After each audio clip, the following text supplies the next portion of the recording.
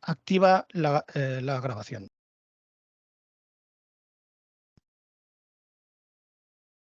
La voz.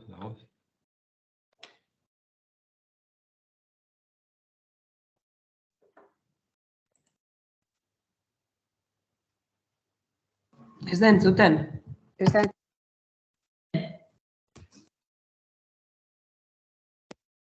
Vale, perdonad, pero se me está desactivando el micrófono automáticamente, ¿eh? Voy a empezar otra vez. Arratsaldeon, prestakuntzarekin hasiko gara, izenburua da portaera erregulatzeko zailtasun larriak dituzten ikasleekin esku hartzeko markoa eta tresnak. Bost saiotan portaera arazoen dimensión desberdinak landuko ditugu. Tengo el placer de presentaros a Enric Bolea López, coordinador del Centro de Recursos Educativos para Alumnos y Alumnas con Trastornos de Desarrollo y de la Conducta del Baix Llobregat, dependiente del Departamento de Educación de la Generalitat de Catalunya. Profesor colaborador. Un momentico. Esto del micrófono me está haciendo malas pasadas. Profesor colaborador de la Universidad Oberta de Catalunya en la asignatura Evaluación Psicopedagógica e Intervención Psicopedagógica. Es una persona con un gran conocimiento y experiencia en el asesoramiento a los centros educativos. Lleva ya bastantes años acompañándonos en estos temas de la conducta gravemente desregulada a concretar marcos de intervención y dándonos herramientas para intervenir en este ámbito. Siempre destacó Enric su enorme generosidad. Todo lo que él nos va a contar, todos los materiales que va a elaborar, los vídeos que vamos a grabar, siempre está dispuesto a que se compartan sin la más mínima pega. Esto dice en dos sentidos muy buenas cosas de él. La primera es, digamos, su afianzamiento, su formación, su convicción, ¿no?, de lo que nos cuenta. Y desde luego la solidaridad para los compañeros y compañeras. Por tanto, bueno, pues es un placer que Enrique está aquí con nosotros para contarnos toda su teorización y práctica en este tema de la conducta. Enric, cuando quieras, puedes empezar. Muy bien.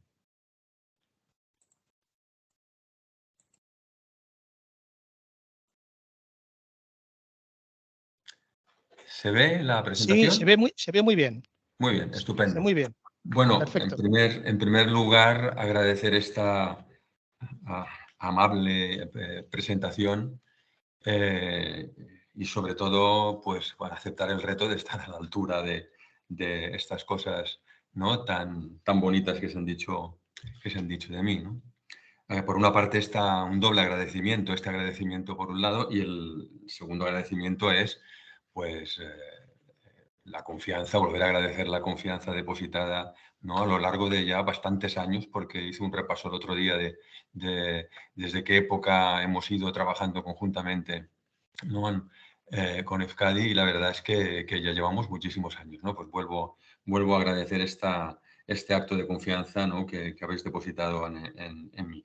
Me gustaría plantear una cuestión previa, un preliminar, ¿no? Y es que, lo digo con mucha honestidad y mucha sinceridad, yo planteo, y lo he dicho en plural porque de alguna manera también represento a mi equipo, planteamos una manera de entender y de atender a este alumnado y de trabajar en los centros con los compañeros, que es una de las formas posibles, y evidentemente existen y pueden desarrollarse otras maneras de entender la intervención ¿no?, tanto el marco como las herramientas o aspectos metodológicos para intervenir con este perfil de alumnado, que también son interesantes y eficaces. En este sentido, dejar abierta la puerta a deliberar, a compartir, a discutir, a dialogar. Por tanto, mi planteamiento no es un planteamiento cerrado, rígido o idealizado de las propuestas que seguidamente, ¿no?, os haré hoy y en los días siguientes. Por tanto, en primer lugar, este agradecimiento. Pasamos ya a la siguiente diapositiva, si es que la puedo pasar. Ahora. Perfecto. No. Ah, sí, ya está. Perfecto. ¿Sí Muy o bien, no? muy Ah, bien. sí, Ya está. Vale, me vas regulando, ¿eh? Yo Sí, también sí, no te preocupes. necesito heterorregulación. Eso es. Eso es. Bien. Deciros que he preparado dos tipos de presentaciones. Lo que he denominado presentación base, que es el guión, el eje de trabajo que presento, ¿no? Que presento a continuación, son las diapositivas que presento a continuación. Y en segundo lugar, lo que denominamos una presentación ampliada, que os llegará mañana porque revisándola me he dado cuenta que hay algunas cuestiones de ortografía para corregir, ¿no? Y en la función y el sentido que tiene esta presentación ampliada es el de, evidentemente, como su propio nombre indica, ¿no? Ampliamos, extendemos, ¿no? Algunos conceptos, algunas reflexiones sobre algunos de los puntos que salen en la presentación base para aquellas personas que, ¿no? sientan la necesidad, el interés o tengan, ¿no? la inquietud de poder ampliar o consultar algunas de las cuestiones que yo iré diciendo. Prácticamente la mayoría de propuestas que organizan mi intervención están escritas en esta presentación ampliada. Evidentemente, todo lo que surja en la conversación con la mesa de diálogo, pues obviamente eso ya es fruto de la contingencia, pero bueno, tenemos el recurso a la grabación. Por tanto, planteo tres grandes ejes de trabajo, tres grandes preguntas o cuestiones que tienen que ver con la manera de plantear nuestro trabajo desde nuestro servicio en los centros, ¿no? Con los profesores, con los equipos de apoyo, etcétera. Es decir, un trabajo sobre todo colaborativo. Son siempre tres grandes ejes los que nosotros trabajamos. Uno de nuestros lemas es entender para atender, pero este entender para atender es absolutamente indispensable realizarlo en un marco de colaboración. Por eso situamos estos tres ejes que se corresponderán de alguna manera con las tres sesiones, aunque no de manera estricta. Por esto este circuito, ¿no? Este círculo, ¿no? en el que ¿no? se pueden establecer relaciones en cada sesión entre un vector y otro. Insistir, ¿no? en el hecho que, como ya ha planteado, ¿no? Paso a la siguiente, ha planteado Pepe, que estos tres elementos en juego a lo largo de estas sesiones se vertebrarán, ¿no? en este modelo de trabajo que hemos planteado, que hemos diseñado, ¿no? Que es exposición y mesa de diálogo, como ya ha anunciado, no me alargo en esto, como ya ha anunciado antes Pepe, y por tanto yo también iré viendo junto con Pepe o conjuntamente con vosotros, que si me voy alargando y veo que no hay margen para introducir todo lo que tiene que ver con el contenido, pero es interesante para plantear la mesa de diálogo. En todo caso, a través de la mesa de diálogo, si hay algunos aspectos que no me ha dado tiempo de desarrollar, pues ya los desarrollaré a través de las preguntas y de la conversación. Bien, dicho esto, empezamos, ¿no? con la primera, ¿no? El primero de los ejes, recordar, ¿no? Entender, atender, colaborar, ¿no? Desde el punto de vista del atender. ¿Cuáles son las intenciones, los vectores de reflexión que propongo para la sesión de hoy? El primero es el que todos son vectores a compartir, a debatir y a deliberar, por supuesto. El primero es el que podamos sensibilizarnos con el malestar y la fragilidad que sufren estos alumnos. El segundo, ¿no? Que entender la lógica la lógica que es inherente a la vida y conducta del alumno antes de intentar confrontarse, convencerle, eliminar esa conducta o corregirla. Es preciso siempre entenderla primero. Un tercer aspecto es comprender que el sentimiento de indignidad y la falta de elaboración mental, de reflexión, tanto de los eventos, de las circunstancias, de los conflictos sociales, vitales, etcétera, ¿no? que puedan acontecer en la vida de estos chicos, conjuntamente con su sentimiento de injusticia, son los que promueven, ¿no?, la dificultad de regulación del comportamiento. Retengamos ya estos 3 puntos, ¿no? Indignidad, inflexibilidad, injusticia, ¿eh? Los desarrollaremos un poquito con mayor amplitud luego. Un punto que me parece interesante poder también compartir con todos vosotros y vosotras es el hecho de que la conducta no es una expresión de maldad del sujeto. No puede elegir otra manera de actuar. No es una cuestión de querer, es una cuestión de no poder y, por lo tanto, es una elección forzada.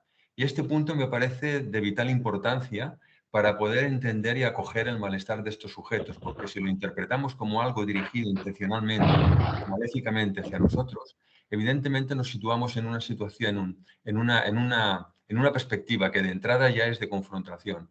Y me parece que es un tema lo suficientemente importante, ¿no?, porque implica algo del orden de la posición ética y de la actitud nuestra, ¿no?, ante estos malestares y ante este sufrimiento, ¿no? Por tanto, pensar que la conducta disruptiva, ¿no?, la desregulación de la conducta, ¿no?, es la expresión actuada de un malestar y, por tanto, de un sufrimiento, ya es una manera de entender a estos sujetos y, por tanto, implica una manera de atenderlos y de aproximarse a ellos. Muy diferente a quien pueda suponer que estos chicos son maleducados o que estos chicos hacen lo que les da la gana, ¿no? Todos estos puntos creo que son interesantes, que en todo caso luego en la conversación los podamos retomar, porque me parecen vitales, ¿no?, para poder afrontar el gran reto y la gran complejidad y el gran malestar que nos generan, ¿no?, estos chicos con sus actuaciones en los centros y en nuestra relación con ellos.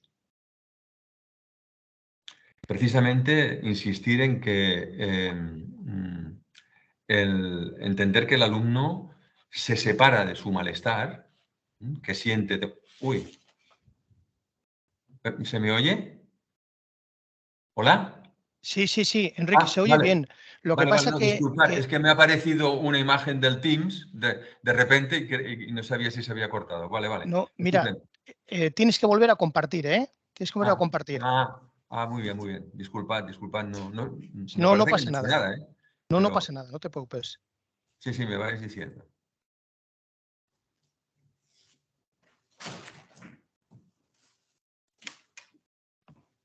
Sí, ya lo tenemos. Ya se vuelve a ver, ¿eh?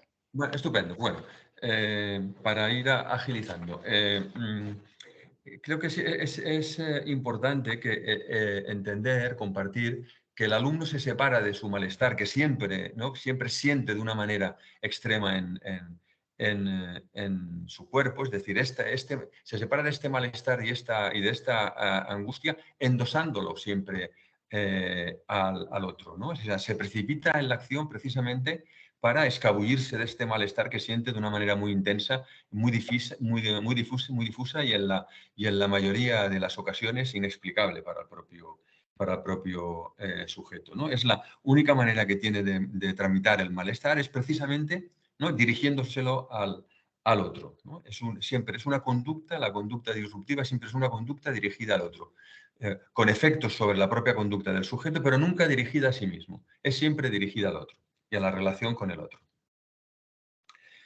Intentaremos explorar algunos principios, ¿no?, y criterios de actuación en los que me parece que será muy importante tener en cuenta que para posibilitar la transformación de la conducta de los chicos debemos tener muy en cuenta que hemos de producir un pasaje del valor de molestia que suponen estos chicos en las relaciones, ¿no?, y en los aprendizajes, ¿no?, y en la convivencia en el centro, a un valor de existencia.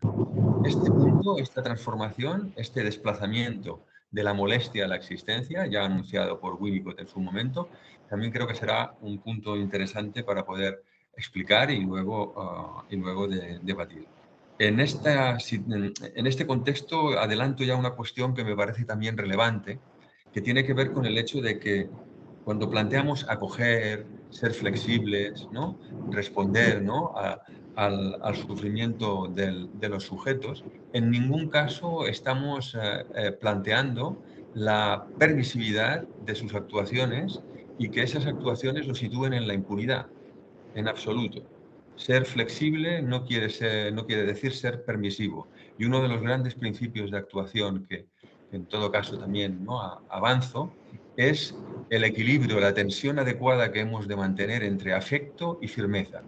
Algo muy importante en la relación con estos chicos que, combinados con otros principios y estrategias metodológicas o de actuación, yo creo que serán interesantes, ¿no?, de debatir y compartir. Y por último, ¿no?, pues evidentemente a través de la mesa de diálogo, del chat, de las preguntas que entre sesión y sesión podáis hacer por escrito y que se me puedan reenviar y en todo caso tener en cuenta para la próxima sesión, ¿no? Es decir, es muy importante pensar que entre la sesión de hoy y la sesión de hoy, sobre todo, es una presentación, una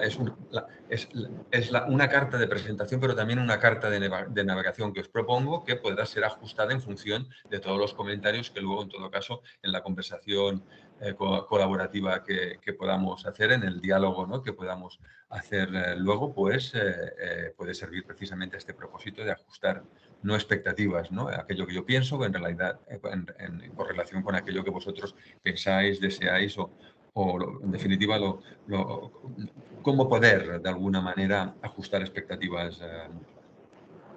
Pasamos entonces ya, ¿no?, a una cuestión ya propia del contenido después de estos vectores. No sé, ahora. Estamos viendo bien, ¿eh? Sí, estupendo. Solo voy a aprovechar, Enrique, un momentico. No sé si hay alguien que tiene abierto el micrófono, por favor, desactivarlo, que nos está viniendo un ruido de fondo, ¿eh? Muchas gracias. Muy bien, gracias, Pepe, muy bien.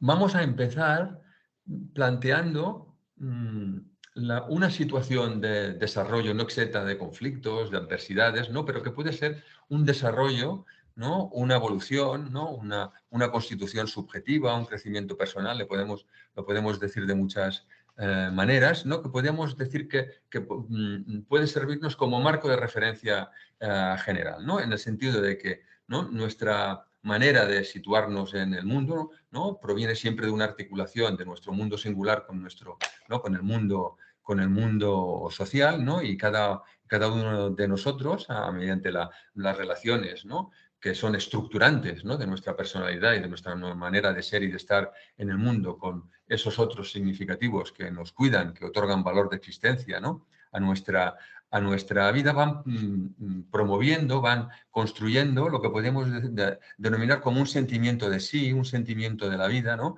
que podríamos caracterizar, ¿no?, como de un sentimiento de la vida valioso, ¿no?, es decir, que se caracteriza por tres aspectos, ¿no? Este sentimiento de sí mismo se caracteriza por el hecho de sentir que mi existencia es digna, por pensar, ¿no?, y actuar con flexibilidad, pudiéndome adaptar, ¿no?, a las demandas y exigencias, ¿no?, y demandas que la vida, ¿no?, me va planteando y va emergiendo, ¿no?, y van emergiendo, ¿no?, a lo largo de mi existencia, y por la vivencia también de sentir que uno es tratado, ¿no?, y trata de forma justa a los otros. Por tanto, esta percepción de dignidad, de flexibilidad en el pensamiento y de justicia. En la medida en que esto, ¿no?, se construye, ¿no?, y el sujeto puede ir desarrollando, ¿no?, y constituyéndose subjetivamente en estas tres líneas, ¿no?, de constitución de la personalidad, podríamos decir, para el sujeto el mundo es, para el niño, para la niña, para el adolescente, el mundo es confiable, es estable y es seguro. En este proceso el niño se siente vinculado y sobre todo se siente sostenido por el deseo, la actitud y el cuidado del otro. Esta cuestión es fundamental en el momento de intentar interpretar y valorar, ¿no?, cómo nos aproximamos a estos niños y a sus respectivas familias. Podemos decir en este sentido que es a través de la mediación semiótica, ¿no?, que plantea el lenguaje, con estas viñetas que son muy representativas, ¿no?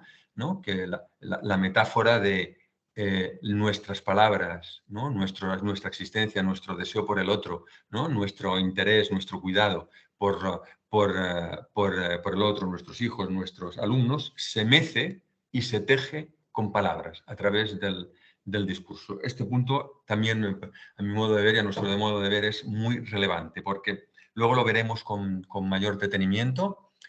Hay una de las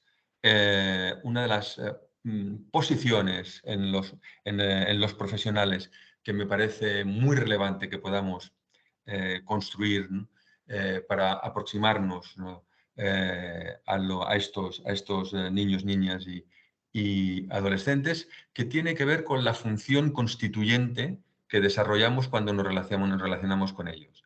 La función constituyente se relaciona con el hecho de que el sujeto con el cual nos relacionamos, que se relaciona con nosotros en las interacciones, en las relaciones, se vincula y construye una idea, ¿no?, positiva de sí mismo a partir de la mirada interiorizada que le dispensamos, ¿no?, los adultos. En ese sentido es muy importante saber, ¿no?, ser consciente de que aquello que decimos, aquello que no decimos o omitimos, ¿no?, en nuestra relación con los chicos, en nuestra relación con el mundo adulto también, por supuesto, pero en relación con los chicos y chicas, todo lo que decimos produce un efecto en el sujeto. Pongo un ejemplo muy concreto. Nosotros podemos asistir, ¿no?, a una situación en la que interactuamos con un niño que está, perdonad la expresión, pero con una moto. Podemos decir que se sube por las paredes. Y nosotros, nuestra manera habitual de relacionarnos con él es decirle: oye, mira, que estás muy nervioso, ¿no?, con cordialidad, con buena intención, ¿eh? No estoy hablando de una posición acogedora incluso, ¿eh? Estoy viendo que tal vez, bueno, como estás tan nervioso, tal vez sea interesante que te vayas, ¿no?, al aula de la calma, al refugio, bueno, las diferentes denominaciones, ¿no?, que todos los centros, ¿no?, de alguna manera, ¿no?, diseñamos, inventamos. Decirle a un niño estás nervioso, de una manera permanente, de una manera reiterada, tiene que hacernos pensar que entre el estás nervioso, y el ser nervioso hay una fina línea, ¿no?, una fina línea de separación, porque a medida que vamos, ¿no?, introduciendo esta expresión de estás nervioso, el sujeto puede interiorizar que es nervioso. Y hay una diferencia entre el ser y el estar.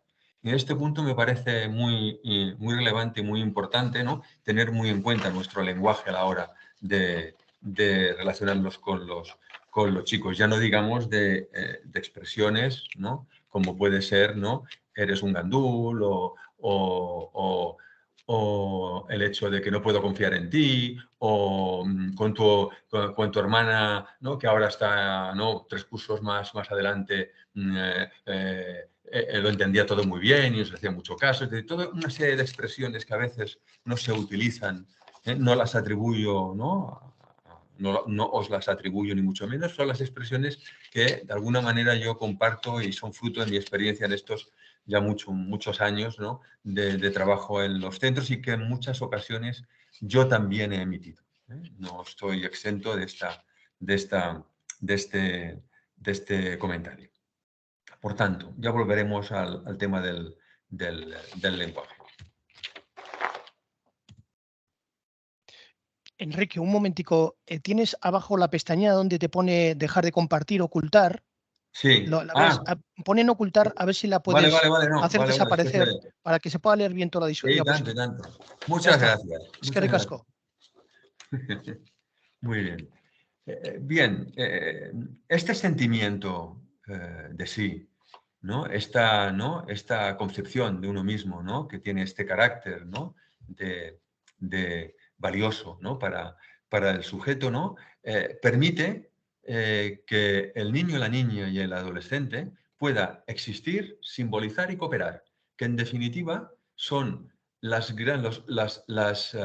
grandes ejes del desarrollo y del aprendizaje de un niño, ¿no? Es decir, existir siendo valioso para el otro, es decir, la dignidad es la cualidad, ¿no?, de ser, ¿no?, valioso para el otro, pero también para uno mismo, ¿no? Simbolizar, representar, es la capacidad de poder elaborar mentalmente, ¿no?, los acontecimientos, ¿no?, los conflictos, ¿no?, de las relaciones, ¿no?, en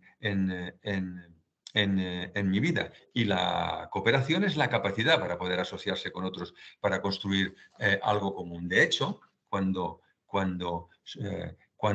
desarrollamos estas capacidades, ¿no?, y estas posiciones, ¿no?, en los niños, lo que estamos haciendo de alguna manera es desarrollar las competencias clave, ¿no?, o lo que yo diría, las más que competencias, porque competencias siempre han existido, no ahora, no solo ahora hay un modelo competencial, sobre todo teniendo en cuenta entender la competencia no desde un punto de vista mercantil o asociado al mercado y al neoliberalismo, sino entender la competencia como asociada a la emancipación de los sujetos, que sería otra vertiente para entender el término también de competencia. Pero cuando ayudamos, ¿no?, colaboramos con nuestros hijos, hijas, con nuestros alumnos y alumnas, ¿no?, para que puedan tener una existencia digna, simbolizar y cooperar, lo que estamos haciendo es, de alguna manera, concretar las grandes finalidades de la educación. Una educación emancipadora, como bien nos indica Marina Garcés, es aquella que tiene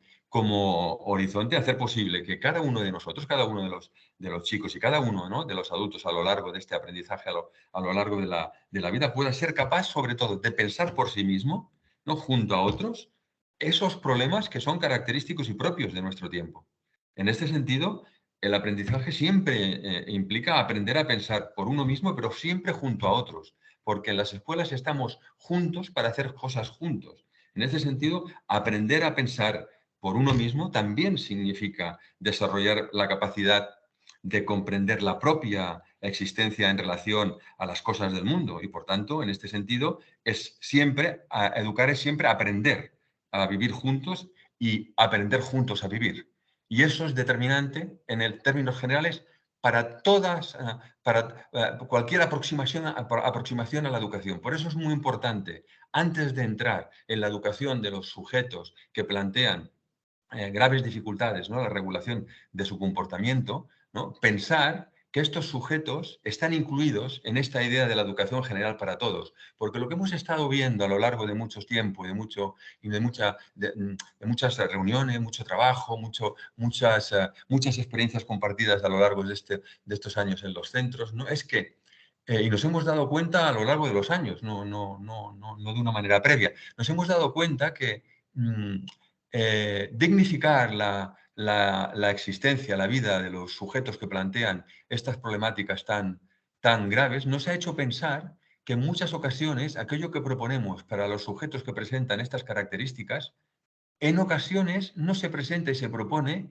a otros sujetos que muestran una mayor adaptabilidad, ¿no?, a las propuestas que les hace la escuela. Y esto nos tiene que hacer reflexionar, ¿no? Y eso también sucede en el mundo del autismo, ¿no? En este sentido, creo que es muy importante pensar en el hecho de que el planteamiento conceptual que intento, ¿no?, compartir parte de la base de una manera de entender la educación y el aprendizaje común para el conjunto de los alumnos, incluidos, ¿no?, estos chicos que muestran tantas dificultades en aprender, que rechazan el aprender en muchas ocasiones y que rechazan el vínculo con el maestro que les puede permitir, ¿no?, este aprendizaje, ¿no? Y nuestra gran pregunta, como siempre, es, ¿no?, cómo vincular, ¿no?, cómo acoger a aquel que rechaza el vínculo y que rechaza la ayuda, ¿no? Gran interrogante que intentaremos ir no respondiendo, pero de una manera concreta, pero sí planteando alguna luz no exenta también de sombras, ¿no?, respecto a este gran reto que nos ocupa. Bien, sigo, ¿no? Precisamente la pregunta entonces es, bueno, ¿qué sucede? ¿Qué sucede y qué ha sucedido para que alumno, ¿no?, con el que nos encontramos a lo largo de, ¿no?, en diferentes momentos y diferentes etapas de su desarrollo y aprendizaje, infantil, primaria, secundaria, etcétera, ¿no? Estos niños no posean un sentimiento, ¿no?, ¿no?, valioso, un sentimiento digno de la vida, ¿no?, en el que, ¿no?, existir, simbolizar y cooperar se haya truncado, ¿no?, para ellos, se haya encallado, y nunca mejor dicho, ¿no?, si podemos representarnos gráficamente el término encallar, ¿no?, y lo separamos con un guión en barra, guioncito callado, ¿no?, en el sentido de que haciendo este pequeño neologismo, ¿no?, tenemos dos significaciones, dos sentidos. Por un lado, ¿no?, el hecho, ¿no?, de que se encalla, se obstaculiza el desarrollo en estos chicos y no les permite avanzar, ¿no?, en la línea, ¿no?, de la mayoría de sus compañeros. Y por otro lado, ¿no?, hay un callarse, un no poder hablar, un no poder confiar, un no poder confiarse, ¿no?, a la palabra y a la conversación con el otro. Una desconfianza rotunda en la palabra y en la comunicación por parte de estos chicos. Nuestra hipótesis, ¿no?, la que tenéis en pantalla, es que comparten un sentimiento de la vida que se caracteriza por la desposesión. Desposesión que tiene que ver con este sentimiento, si prestamos atención, porque claro, evidentemente paso las diapositivas muy rápido. Aquí planteábamos un sentimiento, no el porqué de un sentimiento, la dificultad en construir y desarrollar ese sentimiento de sí, ¿no?, positivo, ¿no? Y en este segundo, doloroso. Es decir, construyen un sentimiento de la vida doloroso que está, ¿no?, caracterizado, como he dicho antes, por la inseguridad, la inestabilidad, ¿no?, la inflexibilidad y la percepción de ser tratado siempre de forma injusta. Asistimos, pues, ¿no?, a un cierto sentimiento de deprivación, de estar privado de aquello que en algún momento poseí. En algún momento en mi desarrollo, ¿no?, tuve, ¿no?, la posesión de una existencia que para el otro era digna y para mí también y valiosa, y en algún momento eso se truncó.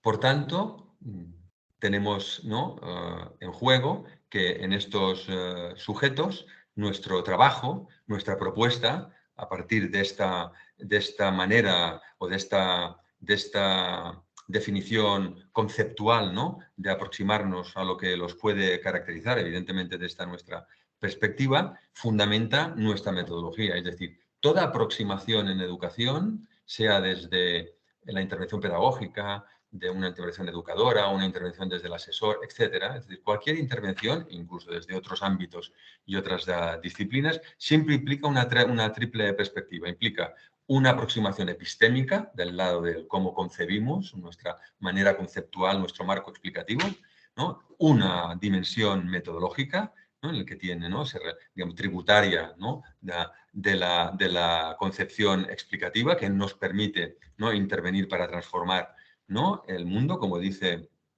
¿no?, el Debye, ¿no?, que plantea una definición muy interesante, ¿no?, y es el hecho que el trabajo en educación, en el trabajo social, etcétera, nuestro trabajo es la transformación de los otros. Yo añadiría, ¿no?, que con su consentimiento para promover su emancipación. Si no adjetivamos esto, ¿no?, hacemos la frase un poquito más larga, ¿no?, transformar al otro puede también adquirir una dimensión, como diría, medida de fabricación del otro, ¿no?, cuando siempre es muy importante, y este será un término que desarrollaremos en la segunda sesión, generar el consentimiento del otro a nuestras propuestas, ¿no?, a nuestra oferta educativa es fundamental, entendiendo que generar el consentimiento del otro a nuestra propuesta no es preguntarle si quiere hacer una cosa u otra. Eso sería muy fácil, ¿no?, muy fácil y muy simple, ¿no? Generar el consentimiento siempre, ¿no?, implica un gran esfuerzo por nuestra parte, porque requiere generar las condiciones necesarias, ¿no?, para que el sujeto acepte nuestra propuesta porque la encuentra valiosa para para él mismo. Y para hacer eso necesitamos ajustarnos a sus características, a sus intereses y sus necesidades. Y no siempre eso es evidente y siempre es un gran reto y es muy difícil, ¿no? Cuando tenemos un alumno en la clase o en el centro. Es muy difícil generar el consentimiento en estos chicos, pero como propuesta y como hipótesis de trabajo me parece fundamental. Para nosotros el consentimiento es el eje fundamental para trabajar otro tipo de estrategias que únicamente anuncio, pero que sí que trabajaremos con mayor detenimiento más adelante, que son promover el interés y la participación del sujeto, ¿no? Actividades de alternancia, ¿no? En relación a las actividades comunes dentro del marco de la clase y de la escuela, ¿no? Las triangulaciones en relación a la autoridad y a los conflictos y todo lo que representa las anticipaciones y transiciones, ¿no? En el tiempo y en el espacio de la escuela. Y estos 5 principios se tienen que articular en un horario personalizado que tiene que poder trabajarse en el marco de una relación muy estrecha con un referente de confianza y de vinculación en el centro, para que después, a partir de este primer encuentro, puedan, ¿no? establecerse plurirreferencias para este chico. Todo esto que he dicho de una manera muy rápida, ¿no? Y que, ¿no? plantea el marco metodológico, es un cierto avance para justificar, argumentar que este planteamiento metodológico lo que intenta es pasar de la indignidad a la dignidad, de la inflexibilidad a la fluidez del pensamiento y de la injusticia a la responsabilidad. Es decir, nuestra posición y nuestra actitud, ¿no? Cuando trabajamos desde una perspectiva metodológica con estos chicos a través de estos principios, se fundamenta en esta manera de entender, ¿no? su sentimiento de sí y su manera de estar y de sentir la vida, es decir, su manera de estar, de entender el mundo y de construirse una realidad con los otros y junto a otros. Por tanto, como ya os anticipaba, nuestro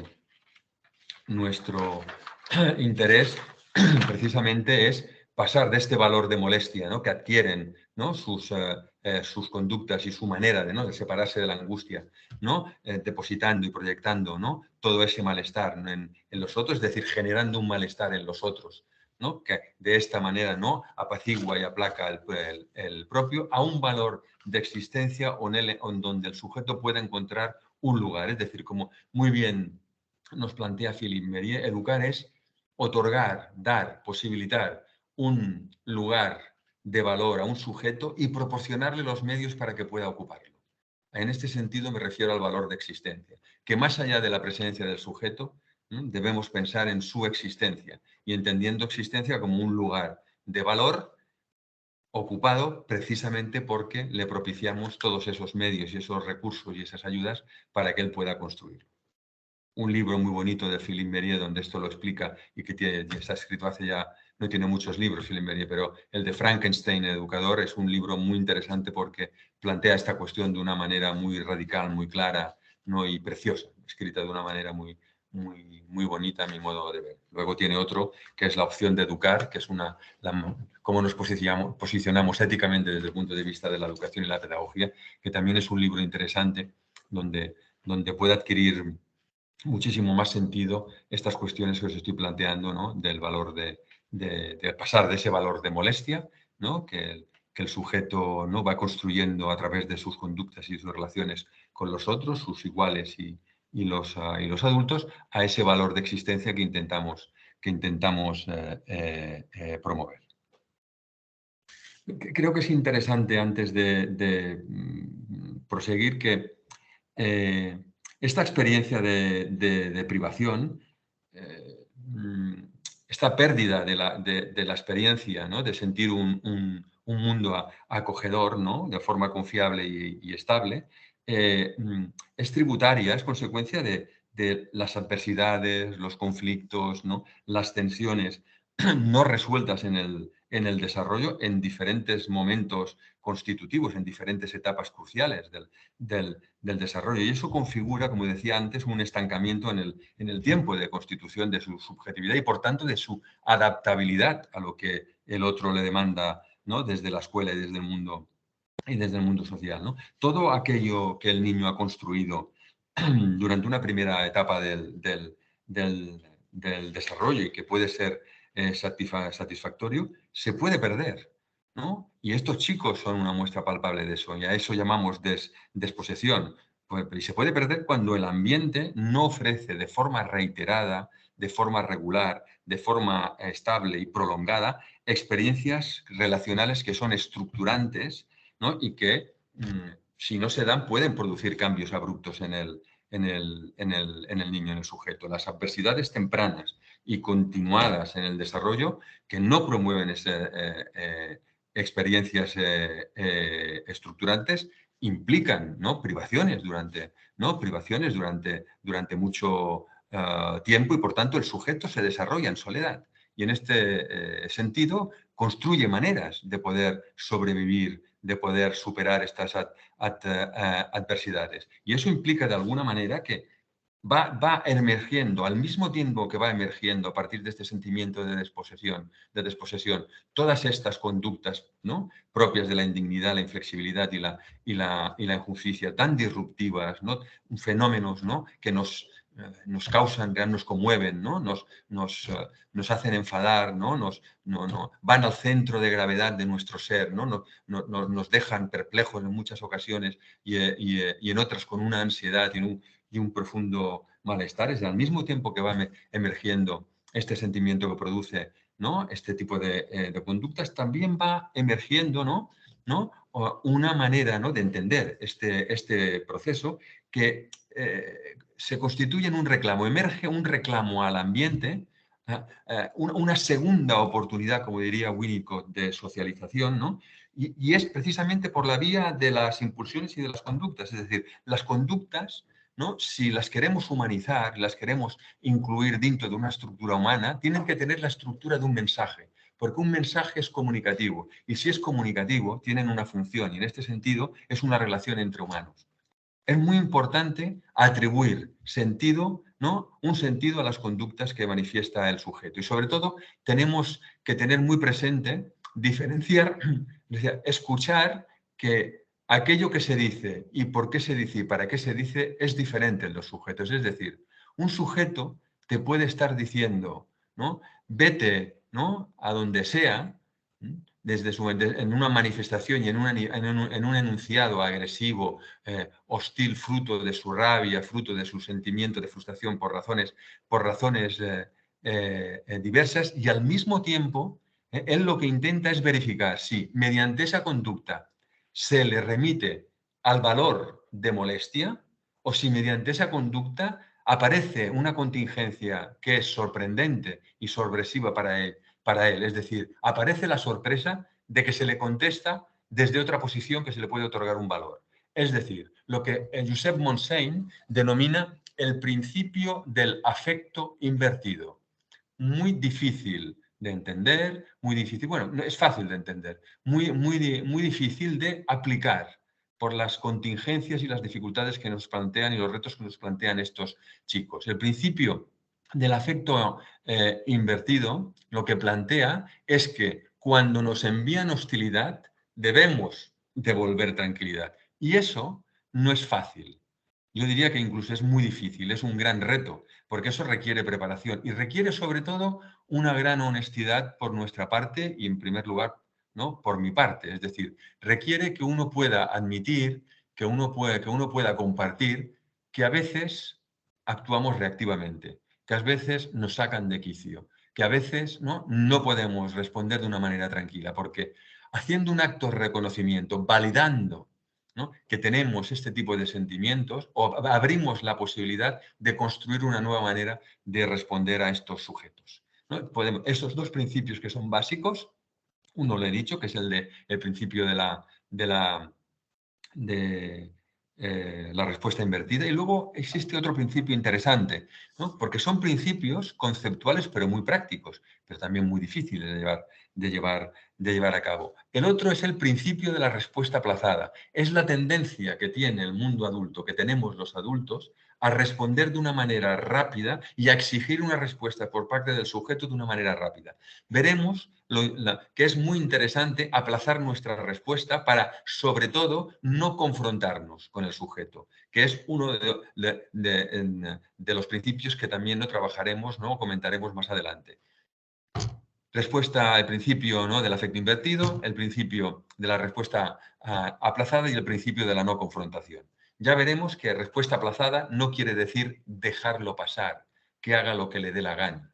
Respuesta aplazada quiere decir que no nos confrontamos, pero que luego triangularemos o introduciremos, ¿no?, algún mecanismo que nos permita, ¿no?, en una situación en la que el sujeto pueda pensar, porque en el momento en el que el sujeto, ¿no?, experimenta un conflicto, si pudiera pensar, no se hubiera producido el conflicto. Porque si tuviera recursos para poder pensar y anticiparse a las situaciones, ¿no?, que le alteran o las situaciones que son frustrantes, no aparecerían las conductas disruptivas. Por tanto, cuando aparece una conducta disruptiva, no podemos aproximarnos al sujeto abrumándolo con nuestras preguntas ¿y por qué ha pasado esto? ¿Y qué has hecho? Etcétera. No, te voy a poner un parte. No es pertinente en ese momento. Luego, primero hemos de validar la situación del sujeto, ¿no? Poderle transmitir que entendemos la situación en la que está y que en todo caso eso lo desarrollaremos, ¿no?, o lo podemos comentar más tarde. Es obvio que hay conductas, ¿no?, que producen efectos en los que no nos podemos esperar y no podemos hacer una respuesta aplazada, porque si un chico, ¿no?, ha pasado al acto y está pegando puñetazos a un sujeto, tenemos que intervenir inmediatamente. Pero hay otro tipo de conductas, ¿no?, de menor intensidad, ¿no?, con las que sí que podemos validar la posición del sujeto. Y esta validación de la posición del sujeto no quiere decir que estemos de acuerdo con su conducta. Validar la situación emocional de malestar, de angustia en la que se encuentra el sujeto, ¿no?, y que la expresa por la vía de la conducta, no quiere decir estar de acuerdo con el sujeto. De la misma manera que cuando hablamos con el sujeto es muy importante diferenciar en ese diálogo, en ese encuentro, que una cosa es su forma de ser y otra cosa es su forma de estar. Es muy importante hacerle explícito que no queremos cambiar su forma de ser, que él puede pensar, ¿no?, sobre la vida, sobre los compañeros, no puede pensar muchas cosas. Muchas cosas. No lo vamos a convencer ahora, como tampoco él nos ha de convencer de cuál es su posición. Ahora bien, su forma de estar entre otros y con otros sí que ha de ser sujeta a un acuerdo. Por tanto, es muy importante diferenciar estas dos dimensiones, porque además es la única manera de cambiar la forma de ser. Cambiar la forma de ser y la constitución subjetiva de alguien, ¿no?, es importante hacerlo a través de poder llegar a acuerdos en la forma de estar. Ya veremos de qué maneras no podemos articular o promover algún tipo de actuaciones desde una perspectiva metodológica cuando os plantee, pues, la metodología de la pequeña red dentro de los centros, que es una manera de trabajar, ¿no?, por proyectos de acompañamiento a los alumnos dentro de los centros, que en muchas de las cuestiones que evidentemente y obviamente estoy diciendo ya pueden ser compartidas por todos vosotros y por muchas, y evidentemente vuestra práctica también, de manera obvia, como decía, ¿no?, puede ya coincidir con muchas de las cuestiones que estoy planteando, ¿no? Por eso no se trata de transmitir, se trata de transmitir y compartir una experiencia, en ningún caso de transmitir una innovación, no es una innovación. Bien, dicho esto, vamos pasando.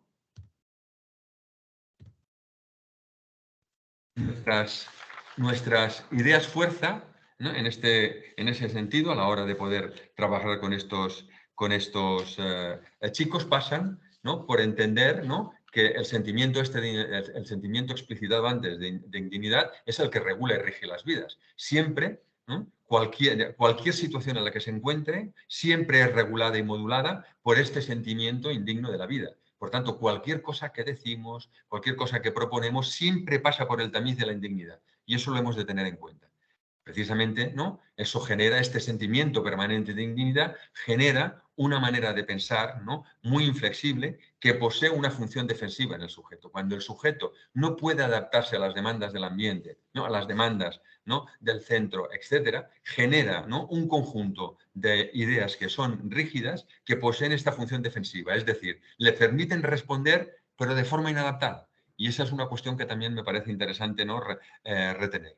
Y en tercer lugar, este sentimiento permanente de injusticia, no he sido yo, ha sido el otro, es el profesor que me tiene manía, etcétera, ¿no? Toda esta serie, ¿no?, de expresiones, ¿no?, que todos compartimos, son expresiones tributarias, son expresiones que son consecuencia de sentir, ¿no?, que la vida y que el mundo adulto los trata injustamente, ¿no? Y en este sentido, el sentimiento de injusticia los va alejando cada vez más de poder construir, ¿no?, una posición de responsabilidad en la vida. Siempre, ¿no?, y siempre se posicionan del lado, ¿no?, de la desresponsabilización. Y a veces nosotros contribuimos a ello, porque si no permitimos que hagan elecciones, si no permitimos que escojan, es muy difícil que se hagan responsables. Entraremos también con más detalle más adelante. ¿Cómo hemos de generar? Por eso planteaba que esta manera de entender a los chicos que plantean, ¿no?, estos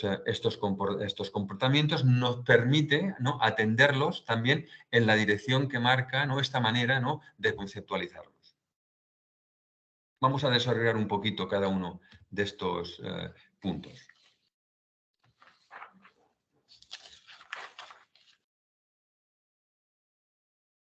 Bueno, el sentimiento de indignidad.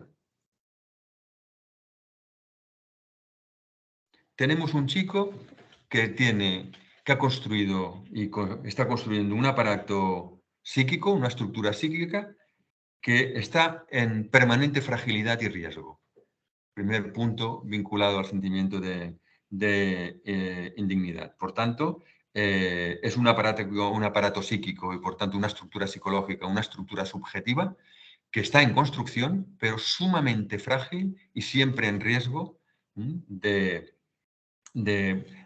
estar vulnerada. Se genera un sentimiento, como dicen los compañeros de la teoría de la mentalización, de la teoría del apego, ¿no? Se produce un sentimiento de no existir en la mente del otro. Por eso, en ocasiones, cuando un sujeto, ¿no?, nos pregunta, ¿no?, cuando le planteamos, por ejemplo, en mi caso, cuando en alguna ocasión, ¿no?, en los momentos en los que yo estaba trabajando en el centro, le proponía un espacio personal para poder hacer actividades conjuntas entre él y yo, y él me planteaba, ¿por qué a mí y no a los otros? Y mi respuesta era no con trampa, ¿no? Sería con trampa decirle, ¿y tú por qué piensas?, ¿no?, que te lo planteo. Esa sería una respuesta con trampa, ¿no? La respuesta contundente y la respuesta importante es decir, ¿por qué me importas?, entre otras posibles, pero que tengan que ver con que nuestra propuesta está correlacionada con la dignificación del sujeto. Eso me parece que es muy importante tenerlo presente, porque en el momento en el que, digamos, se produce una vinculación con el sujeto, es el momento en el que el sujeto siente que está representado en nuestra mente. Y está representado en nuestra mente de una forma, ¿no?, valiosa. Esto los conduce, este sentimiento de dignidad, a estar en un permanente estado, en permanentes actuaciones en las que las relaciones con los otros, sean iguales o sean adultos, siempre, ¿no?, siempre implica, ¿no?, siempre hace emerger el temor a que la vivencia de rechazo y de privación se repita. Siempre existe este temor y, por lo tanto, ante este temor intentan verificar si se repite o verificar, ¿no?, si otra respuesta es posible y otro lugar en el otro, ¿no?, también es posible. Por tanto, desde el punto de vista del sentimiento de dignidad, creo que estas cuestiones son relevantes en los momentos, ¿no?, en los que mantenemos relaciones educativas con estos chicos y también con sus familias. Este sentimiento, ¿no?, les conduce a un pensamiento inflexible, es decir, las persistentes respuestas actuadoras evitan el pensamiento, evitan la elaboración, término clave, importante, porque no se trata únicamente de que el sujeto se relaje, que el sujeto se tranquilice, que el sujeto guarde la calma, porque no es una cuestión abreactiva, una cuestión en la que, ¿no?, en la que el sujeto evacúa el malestar. Hay que elaborar también una explicación del malestar. Y, por tanto, es muy importante acompañar a los niños, niñas y a los adolescentes, ¿no?, en precisamente construir maneras en las que puedan elaborar mentalmente, pensar reflexivamente respecto a su posición, ¿no?, ante los acontecimientos de la vida diaria en el centro, ¿no?, y en su vida familiar y social. Hemos de entender que la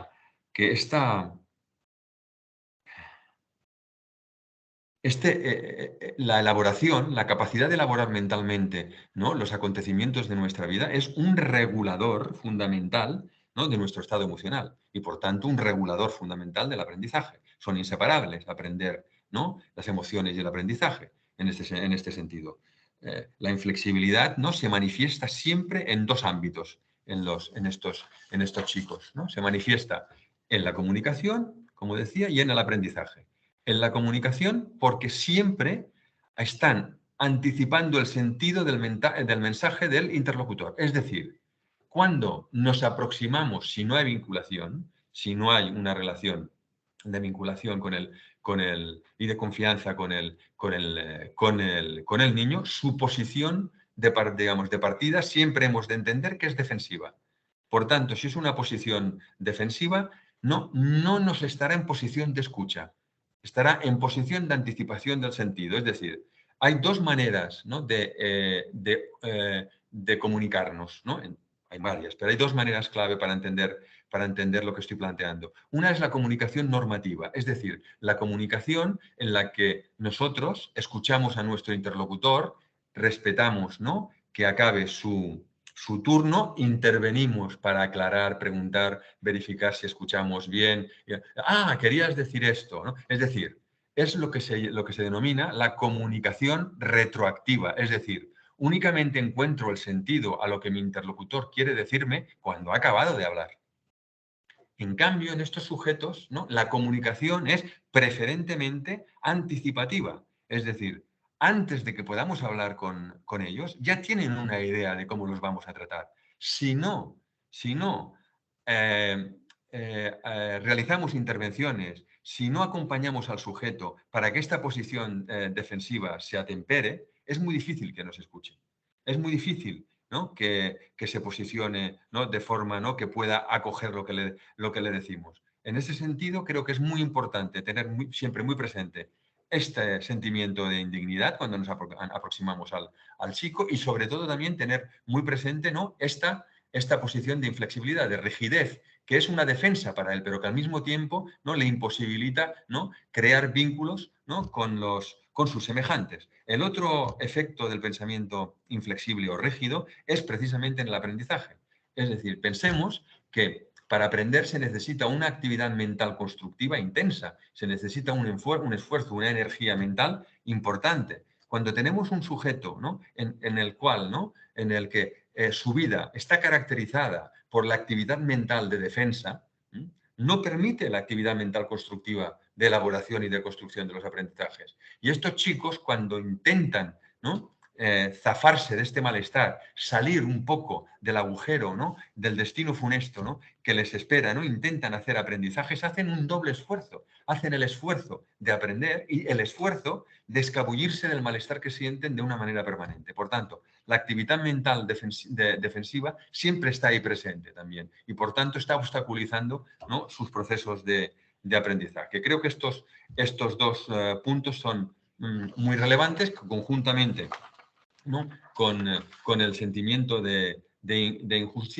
injusticia, me parece que son los tres aspectos cruciales a tener presente, ¿no?, al diseñar cualquier metodología de intervención.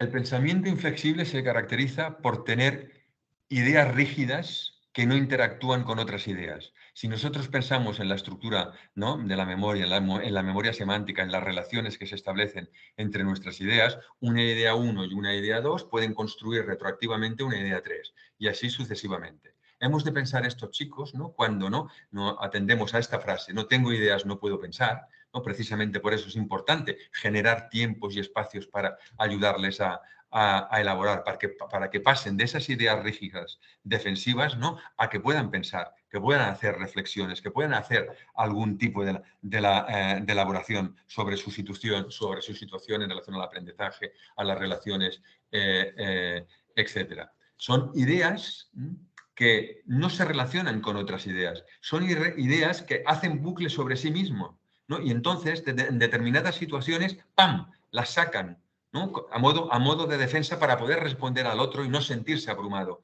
por la angustia que le genera la pregunta o la demanda de ese otro. Por tanto, creo que también es muy relevante, ¿no?, pensar la inflexibilidad en términos de ideas rígidas, en términos de dificultad para poder pensar, reflexionar, elaborar, mentalizar, como dirían, ¿no?, nuestros compañeros de la teoría del apego, precisamente porque tiene ideas, ¿no?, de lo que sería una mentalización débil según estos autores.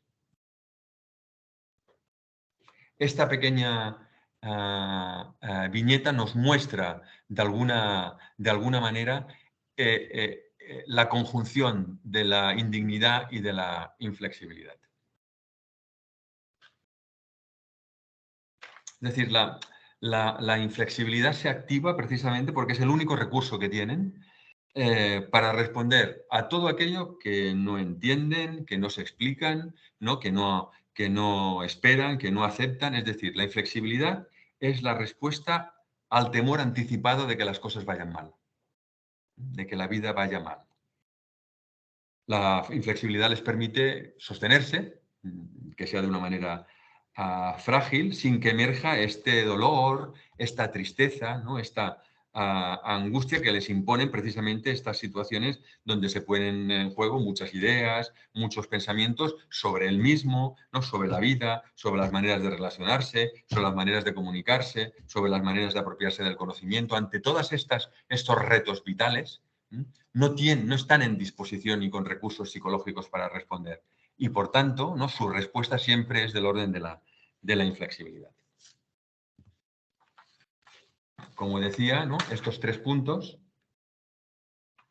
¿no?, es decir, la inflexibilidad se manifiesta, ¿no?, en estas dimensiones. No las explico para no repetirme. Es importante en este sentido la necesidad de generar tiempo que permita a estos chicos y nos permita al mismo tiempo a nosotros generar espacios y tiempos de comprensión de la situación. Es decir, la estructura, la secuencia lógica de una decisión siempre implica estos 3 tiempos. Un tiempo de ver, que desde un punto de vista pedagógico o psicopedagógico podríamos decir, ¿no?, que es el tiempo de percibir qué está sucediendo, qué me están preguntando, qué me está pasando, ¿no?, etcétera. El tiempo de comprender, en el que yo intento, ¿no?, entender, ¿no?, qué me está sucediendo, donde puedo elaborar mentalmente el acontecimiento, por lo tanto, estoy pensando, no, digamos, no soy esclavo de impulsiones, sino que puedo pensar. Y el momento de concluir, muy ligado, ¿no?, a cuando entiendo, me explico, comprendo qué me está pasando, porque se responde de una manera reflexiva al acontecimiento. Bueno, estos chicos, ¿no?, y a veces, perdón, disculpad, incluso nosotros mismos, cuando percibimos la situación o cuando ellos perciben la situación, se dan 3 tipos de respuesta posible. La primera es la inhibición. No quieren saber nada de lo que está ocurriendo. La segunda, ¿no?, es la precipitación. Es decir, no pasan al segundo tiempo de comprender y concluyen y, por tanto, la respuesta es actuadora. Y una tercera posición que es que se sitúan en el tiempo de comprender de manera eterna, es decir, pensando siempre lo mismo con nosotros, siempre no siendo recurrente y nunca tomando aquellas decisiones que hacen, ¿no?, que puedan ser responsables de su propia existencia. En este sentido, es muy importante introducir tiempo de comprender en las instituciones, ¿no?, pensar los tiempos educativos de una manera que permita este tiempo de comprender para que podamos elaborar, en primer lugar, nosotros, desde el punto de vista de la colaboración interprofesional, pero también un tiempo, ¿no?, que permita, ¿no?, al pararse a poder pensar, ¿no?, porque estos sujetos se caracterizan, independientemente de las denominaciones y diagnósticos que puedan tener, ¿no?, trastorno negativista desafiante, oposicionista, TDAH, ¿no? Etcétera, ¿no? Toda una serie de diagnósticos, ¿no? Que evidentemente son pertinentes, pero que nosotros desde la perspectiva de la educación y la psicopedagogía necesitamos traducir a necesidades educativas. Pero si lo pensamos desde la necesidad educativa, vemos que estos chicos se caracterizan por dos dimensiones de la acción. No pueden parar de actuar y no pueden pararse a pensar. Necesitamos introducir tiempo para que se deje de actuar porque hay más tiempo para pensar. Bien, como elemento, la última, ¿no? Y con esto voy a ir acabando, la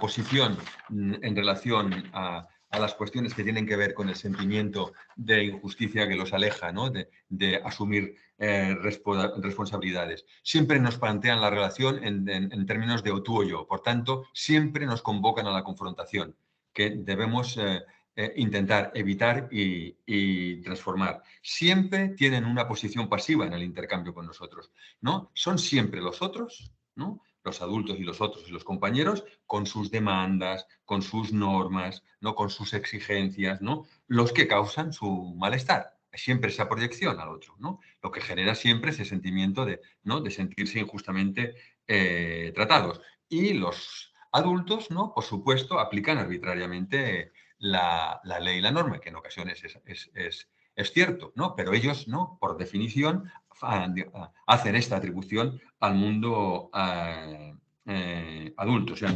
siempre, ¿no? Perciben, siempre interpretan. O sea, los alumnos interpretan que las normas, ¿no? que se les aplican son siempre a ellos, únicamente a ellos, y que son impuestas e injustas.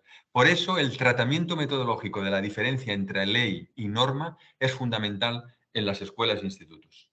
A veces tratamos como norma algo que es del orden de la ley y como ley algo que es del orden de la norma, entendiendo por ley lo que funda la convivencia humana.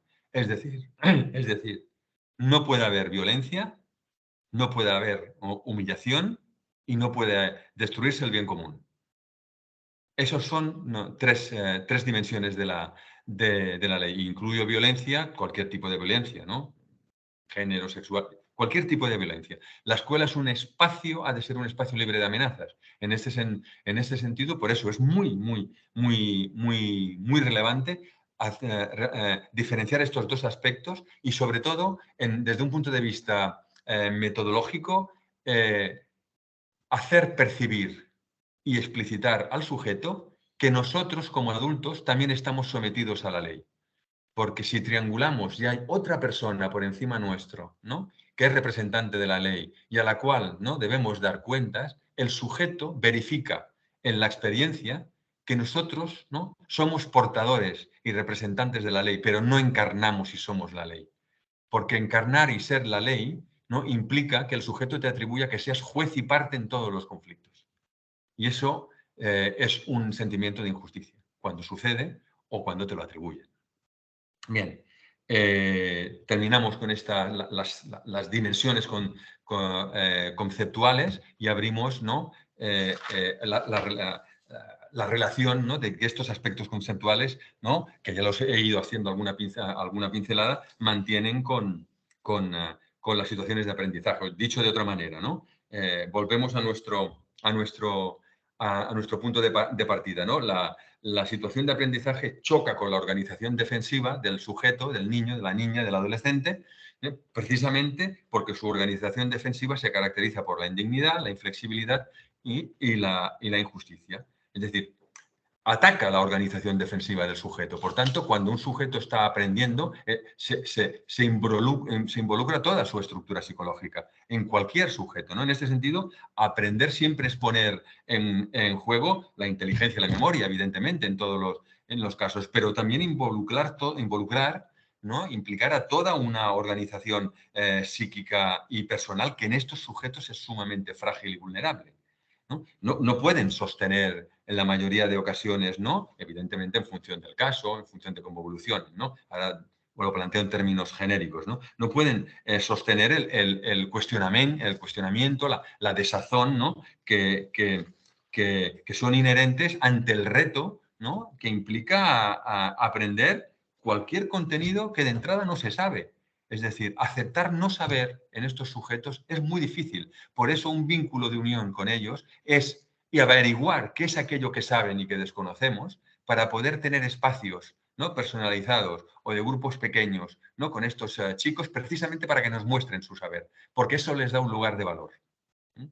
Os explicaré brevemente una experiencia con un aula, cuando yo llevaba el aula abierta en aquel momento en el Instituto Bardina de San Boi de Llobregat, ¿no?, en la que yo coordinaba esta aula, ¿no?, de alumnos muy, muy difíciles, en un centro evidentemente ordinario, y en el que tenía un grupo de 12 alumnos en los que nosotros trabajábamos. Yo era responsable del aula, pero también era responsable del área del lenguaje y trabajaba el lenguaje a partir de microrrelatos, ¿no? Con estos microrrelatos fuimos, ¿no?, con muchas dificultades, ¿no?, tejiendo maneras de construir lenguaje, pero apareció una idea del jefe de estudios muy interesante, ¿no?, a partir de estas ideas sobre la dignificación del sujeto, ¿no? Él planteó que se hiciera un concurso de microrrelatos en el centro, donde las bases del concurso y la explicación de lo que eran los microrrelatos lo hicieran, ¿no?, estos alumnos, ¿no?, del aula abierta. Este es un ejemplo de dignificación, este es un ejemplo de lugar digamos, de valor. Este es un ejemplo, ¿no?, relacionado con dar oportunidades para que muestren su saber. Es que los miedos, los temores, ¿no?, que despierta la situación de aprendizaje perturban por completo la organización intelectual del niño, ¿no? Ese miedo a que se sepa que no sé, ese miedo a mostrar, ¿no?, eso que no sé delante de los otros, ¿no?, etcétera, ¿no? Todos estos sentimientos de vergüenza, etcétera, ¿no? Es decir, que todos hemos asistido a algunas experiencias de este tipo, ¿no? Por tanto, para estos niños y niñas es muy difícil separarse de sus propias vulnerabilidades, de sus propias fragilidades cuando tienen que acceder a situaciones y procesos mentales y sociales que temen y que no conocen. Es una situación de suma fragilidad para ellos. Volvemos al inicio. Entenderlos para atenderlos. En la línea de atenderlos, ahora solo plantearé, ¿no?, para abrir ya el debate, es decir, o la mesa de diálogo o hay preguntas, siempre hemos de entender, ¿no?, para atender, ¿no?, a estos chicos, ¿no?, sus dificultades en el funcionamiento en el vínculo. Es decir, no es una cuestión inherente al sujeto, no es algo que es solo de ellos. En la interacción se ha generado esta fragilidad.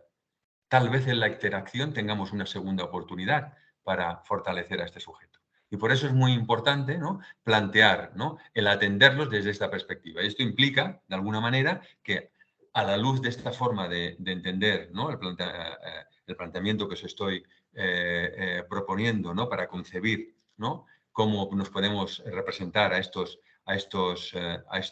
criaturas, ¿no? Es decir, lo primero es que tenemos que transformar la idea que tenemos del alumnado, ¿no?, que presenta estas características, este malestar. Y además, tenemos que transformar esta idea de manera colectiva, no de manera individual únicamente, ¿no? El segundo punto es que nos tenemos que ajustar a esta estructura, ¿no?, encontrar maneras de ajustarnos a esta estructura mental y de características que plantean.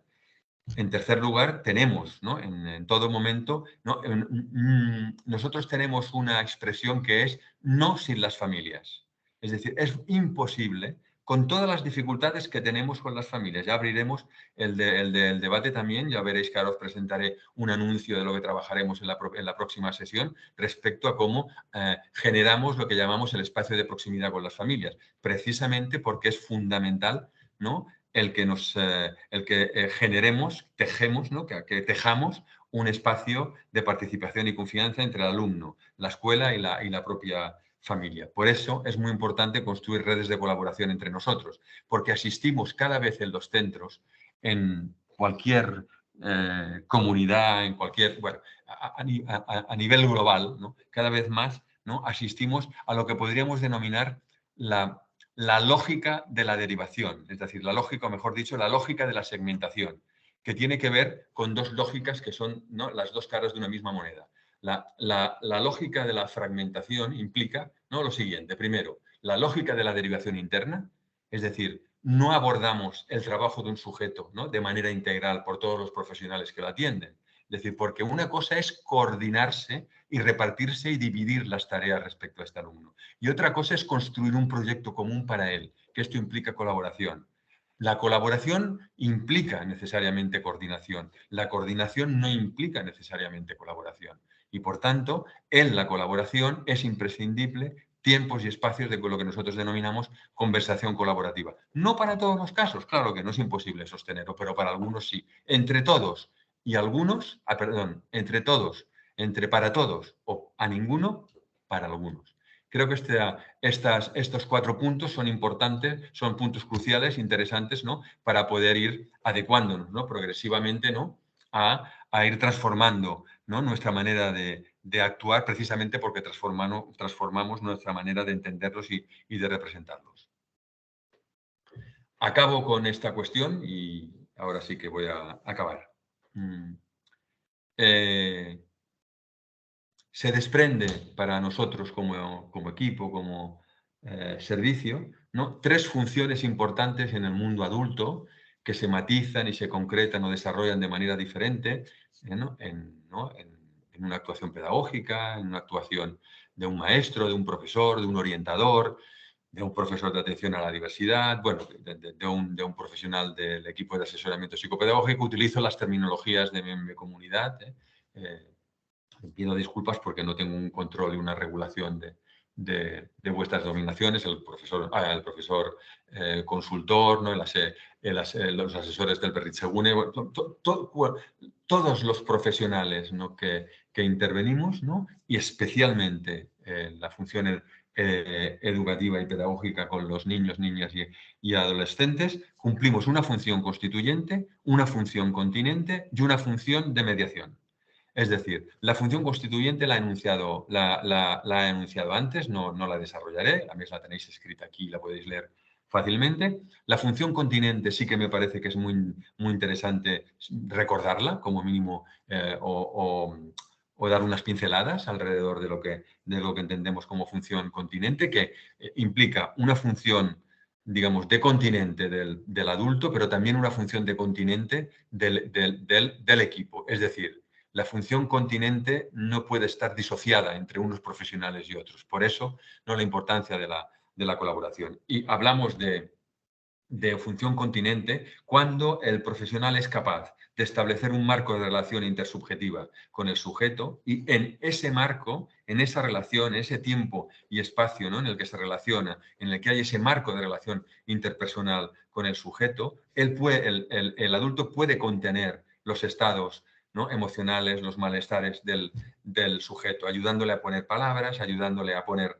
¿no?, a darse explicación, ayudándole, ¿no?, sobre todo a elaborar. Función continente implica una previa, ¿no? Implica diferenciarlo de la función de contención, que es diferente, o de la función de contenedor. No somos contenedores de nada, no tenemos a veces tenemos que hacer contención, pero no tenemos una función exclusiva y fundamental, ¿no?, de contención, pero sí una función de continente, ¿no? Y es muy importante desarrollar la función continente desarrollando una actitud previa, la de contenernos, la función de contenernos ante nuestras respuestas a veces reactivas. Es condición sine qua non para poder desarrollar una función continente, ¿no? Y entre la función continente y la constituyente tenemos esa función de mediación, es decir, que tanto nuestra ayuda, ¿no?, desde la perspectiva continente como nuestra ayuda, ¿no?, desde la perspectiva constituyente siempre se da en el marco de una relación, ¿no?, intersubjetiva, es decir, en el marco de una relación que, atendiendo a una perspectiva vygotsquiana, siempre se da en la zona de desarrollo inminente, en la zona de desarrollo próximo, para decirlo en estos términos. En lo que nosotros podríamos, ¿no?, a veces decimos, en una zona de relación segura y de confianza. En ese marco de relación, ¿no?, seguro y de confiabilidad, de confiabilidad, predictibilidad y confianza, ¿no?, se puede, evidentemente, ejercer la función continente y la función constituyente. Con la paradoja de que al mismo tiempo, ¿no?, la función de mediación no puede desarrollarse si no hacemos acciones continentes, si no hacemos acciones constituyentes. Son las dos caras de una misma moneda. Por tanto, hemos de crear este marco de relación interpersonal, ¿no?, con con el sujeto para, para crear un entorno predictible de confiabilidad. Que permita, ¿no?, que la elaboración, ¿no?, y la simbolización, ¿no?, hagan acto de presencia para tramitar la inflexibilidad, la injusticia y la indignidad y transformarlas en dignificación, ¿no?, reflexión, ¿no?, y sentimiento de responsabilidad. Esto lo he explicado, ¿no?, con anterioridad. Por tanto, los ejes de trabajo pasan, ¿no?, fundamentalmente, ¿no?, por estas tres dimensiones. Y esas tres dimensiones, y avanzo el trabajo en relación a la siguiente sesión, evidentemente modulada y que se puede variar a partir de lo que suceda entre sesión y sesión, que podáis comentar entre los compañeros y que hagáis y que remitáis al Berritzegune, ¿no? O a partir de la conversación que hagamos ahora, ¿no? Pero de entrada, ¿no?, mi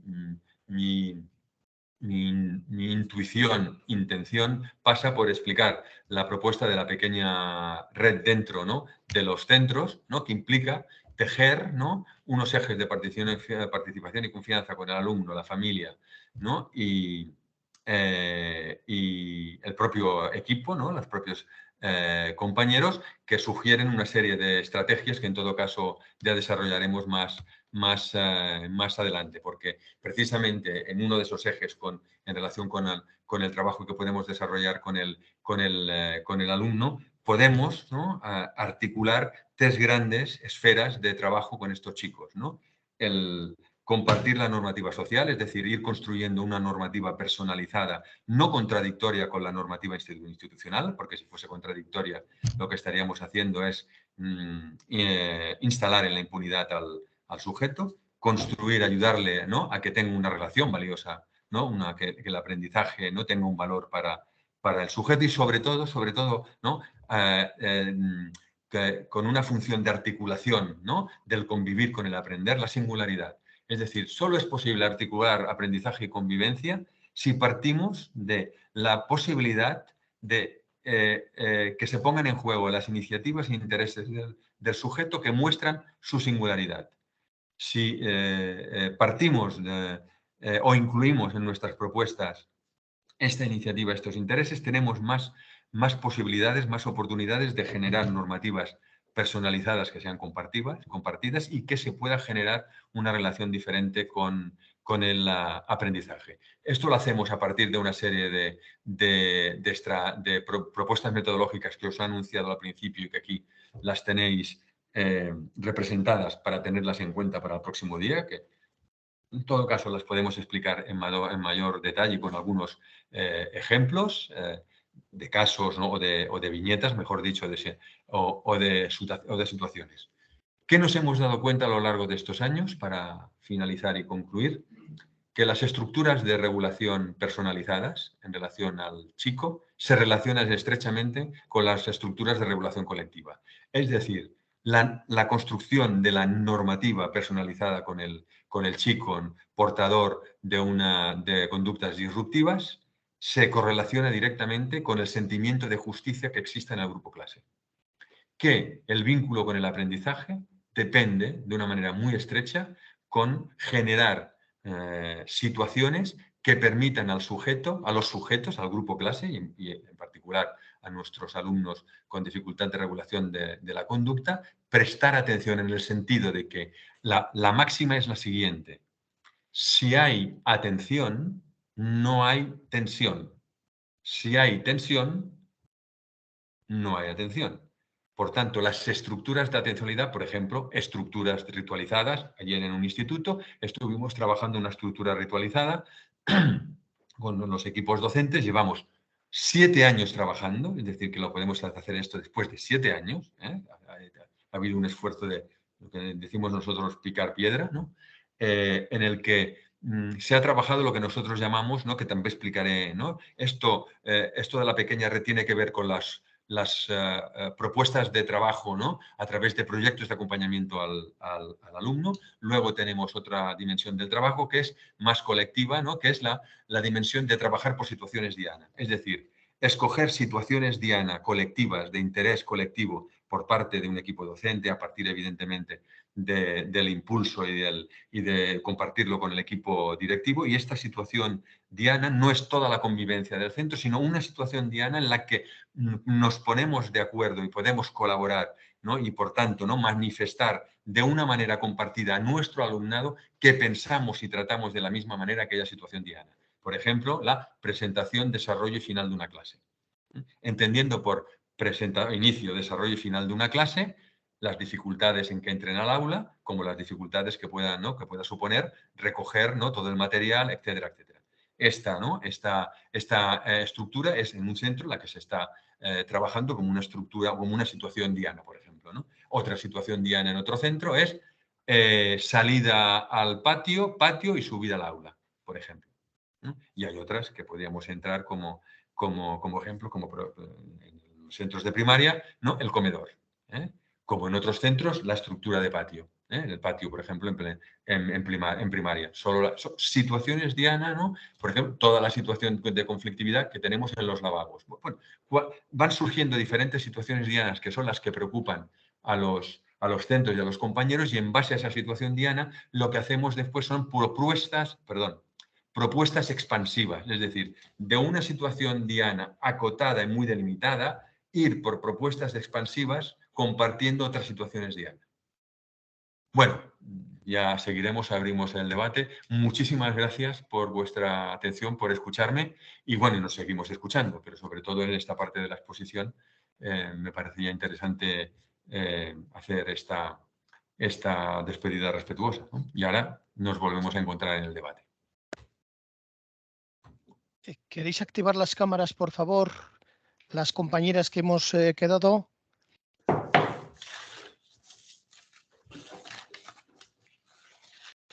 Cámaras y micrófonos, por favor. Muchas gracias. Enrique, tienes que dejar de compartir para que podamos vernos. Sí, yo pienso que estas cosas se hacen sola. Sí, pero ya ves que mi dominio...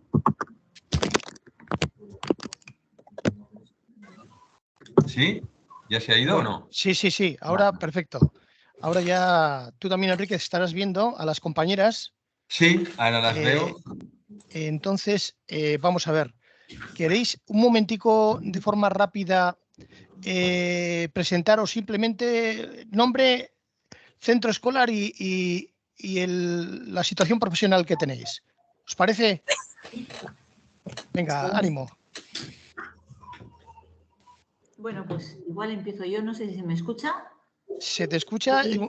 Habla un poquito más alto, por favor, ¿eh? Se te escucha bien. Bueno, a ver, pues soy Toñi, de Ochartaga Escola, de Ortuella, y estoy este año como directora.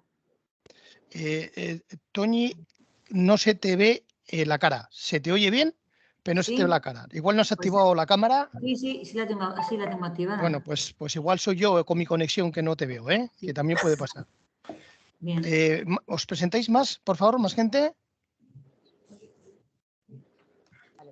Me dicen que sí, que se te ve, Toñi, ¿eh? Estoy tranquila. Vale, El problema es mío, por lo que veo. Vale, muy bien. Charo, no se te oye.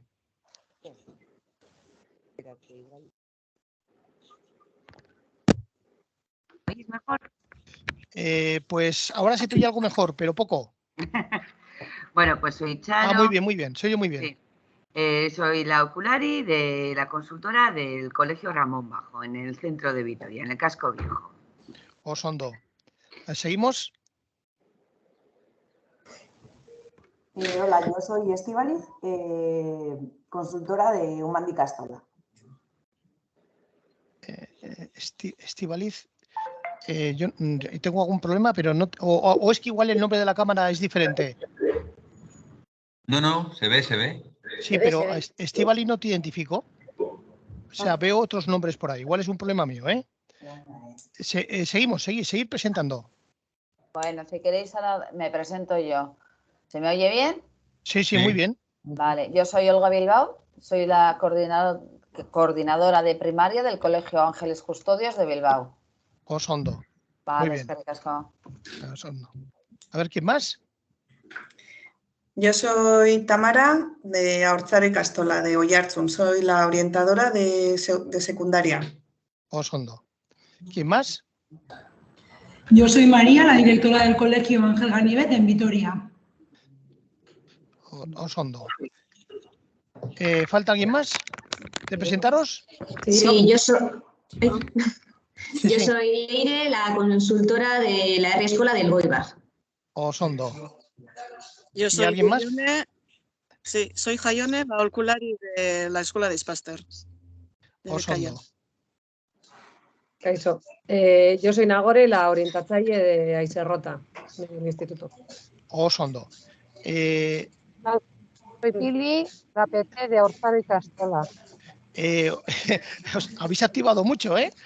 Os contaba con 6, ahora se ve que me parece muy bien, ¿eh? Pero la idea es que el grupo fuera más pequeño y lo distribuyéramos durante cada sesión para ir cambiando. Pero no pasa nada, ¿eh? Enric, ahora no te vemos a ti. ¿Dónde andas? No sé, yo estoy... Bueno, pues si estás aquí... ¿No se me ve? Enric, vamos a ver, ¿cómo quieres plantear el asunto?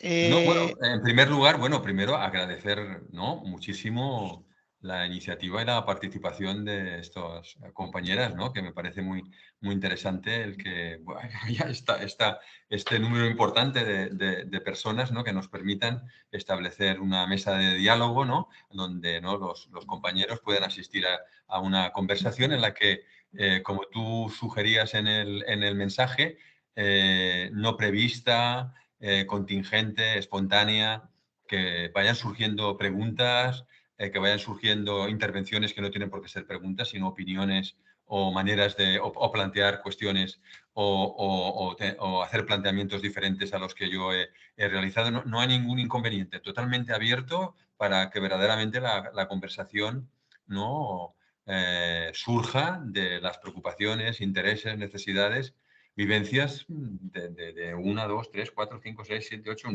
de las 9 compañeras que están aquí compartiendo la mesa, ¿no? Y en este momento, en igualdad de condiciones, somos 10 ponentes, para decirlo, ¿no?, que nos ofrecemos, ¿no?, como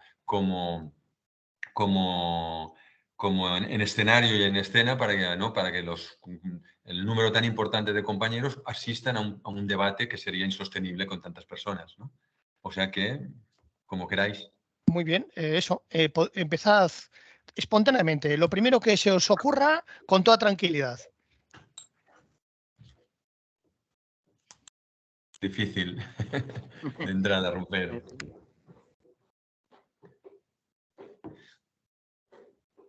Bueno, pues entro yo un poco. Yo soy Egone Doiartzun, Elizalde de Rieskola. Soy orientadora, aholkulari, de primaria y de infantil. Y estuve hace 3 años en primaria, ¿no?, con un niño con este tipo de dificultades. Muchas cosas de las que desarrollamos sí me he sentido identificada. El tema de, sobre todo, no le ponía nombre, pero el tema de no reaccionar, el tema de darle la sorpresa al niño, es decir, anticiparme a una conducta que yo veía que iba a hacerla. Por ejemplo, una vez tiré una silla antes que hago, ¿no?, como diciendo esta, ¿no?, porque sabía que la iba a tirar, ¿no?, una silla antes que él, ¿no?, que el niño, etcétera, ¿no? Entonces, ¿no?, lo que pasa es que cuando hablamos del trabajo en equipo sí que veo dificultades porque muchas veces, ¿no?, los miedos o la inseguridad de cada persona se pone en juego, ¿no? Entonces, si no estamos todos en la misma coherencia y en la misma forma de funcionar, ¿no?, una intervención en la que este niño se escapaba, por ejemplo, entonces la educadora y yo intentábamos que volviera él, ¿no? Es decir, le vigilábamos desde fuera, porque si íbamos detrás de él ya generábamos un hábito, ¿no?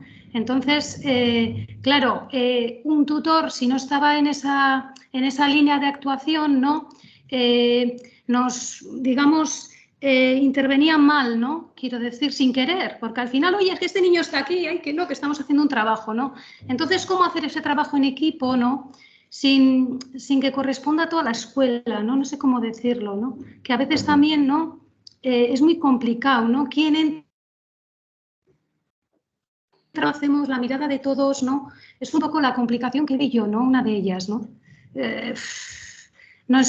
Tengo ejemplos de situaciones en las que interviene un profesor buena voluntad, ¿no?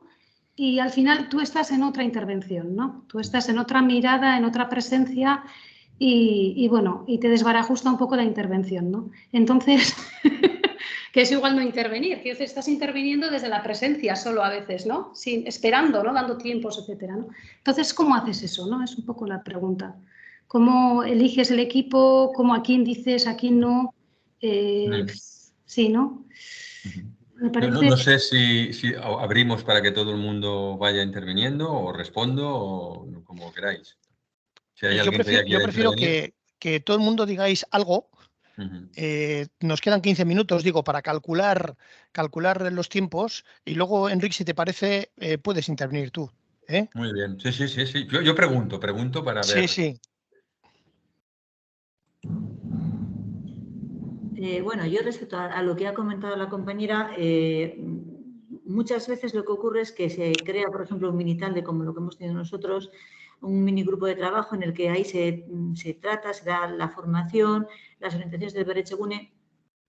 Y claro, a veces es complicado pasar esa información a todo el profesorado. Y muchas veces desde el Berechegune se nos indica que tampoco hay que dar toda la información porque son a veces hay casos muy sensibles, que están muy complejos. Entonces no puedes abrir toda la información a todos los profesionales que están en el centro. Desde personal de comedor, desde monitores, desde conserje, desde personal de limpieza. Entonces, a veces esas actuaciones que tienes que hacer en un momento de crisis no son comprendidas. Y es más, cuando creas el minitalde, se toman las decisiones con los especialistas, de forma con los trabajadores que están, o las personas que atienden a ese niño o a esa niña, aun habiendo realizarlos de forma consensuada, a veces el resultado que da no es el que se espera. Tienes que volver a retomar el debate, buscar otros medios. En ese tiempo, si se van creando situaciones de crisis y se viven ciertas vivencias, vamos a volver a utilizar la palabra, pues hay incomprensión por el resto de nuestros compañeros porque es complicado. Y tal como yo, por ejemplo, he echado de menos esta formación, esto que hemos recibido ahora, cuando a principio de curso tuve el problema que tuve, o viví la situación que vivimos en el centro, tanto para el alumno que teníamos como para el resto de compañeros. Entonces, muchas veces nos encontramos en una situación que, aunque diseñamos un plan y tomamos unas medidas y las llevamos a cabo, muchas veces es incomprendida, ¿no? Incomprendido. No se ve o no sabemos nosotros tampoco comunicar. No llegamos a todo el claustro. Ya no digo la familia o el resto de las familias. Osondo. ¿Más? Vale, bueno, yo un poco por seguir por ahí, sí que es verdad que estoy un poco de acuerdo con que toda la información no se debería dar, ¿no? O sea, a veces hay que guardarse algo para los que estamos en el grupo de trabajo, pero sí que es verdad que el profesorado tiene que saber cómo actuar en todo momento. Ese alumno te lo puedes encontrar en cualquier sitio del centro. O sea, si, yo qué sé, si establecemos un protocolo, hacemos una forma de trabajar con él, el resto debería saberlo. No siempre está en manos de ese grupo de trabajo. O sea, hay veces que no estamos en el centro, sobre todo en secundaria, además que nuestros horarios son muy variados. Y luego es verdad lo que tú dices, que a veces nos cuesta mucho llegar al profesorado. A mí lo que me parece más difícil es que entiendan, es que has dicho la frase al principio, que me la he apuntado antes, la conducta no es una expresión de maldad. A veces les cuesta mucho entenderlo. O sea, les da la sensación al profesorado de que eso que hace ese alumno o alumna es un poco por fastidiarles y tocar las narices todo el día. Y entonces a mí eso es lo que me cuesta mucho. O sea, llegar a que entienda el profesor, no todos ni todas, pero sí algunos, y que entiendan pues, la situación de ese alumno o esa alumna. Sondo. A mí me gustaría decir, no sé si se me oye. Sí. ¿Se me está oyendo? Sí, se oye, sí. Vale. Es que no me he presentado antes, soy Marian, soy la consultora de la Escuela de la Moza. Me gustaría decir que nosotros, los profesores también, en cuanto a lo que estabais diciendo, también tenemos situaciones familiares, personales, emociones, y también lo vivimos desde ahí muchas veces. Depende cómo estemos nosotros, estamos tranquilos, no estamos, cómo tenemos la vida, lo entendemos de diferente manera. Y a veces nos es muy difícil porque también tenemos todas vidas complicadas y situaciones difíciles. Y luego yo diferenciaría un poco entre los niños, los chiquitines, los de infantil, que también hay, por lo menos nosotros estamos encontrando cada vez más problemas de de comportamientos, de dificultad de controlar el comportamiento de niños chiquitines. Y ahí yo lo que por lo menos yo sí que he vivido es que esos niños necesitan mucha contención física. Es como si buscaran continuamente límite y lo buscaran, y en cuanto les coges, les acaricias, les tocas, esos niños paran mucho. Con los mayores no te funciona tanto, aunque también te funciona. Si tú vas desde la caricia, desde tranquilizar de esa manera, yo sí he visto por lo menos que puede funcionar bastante.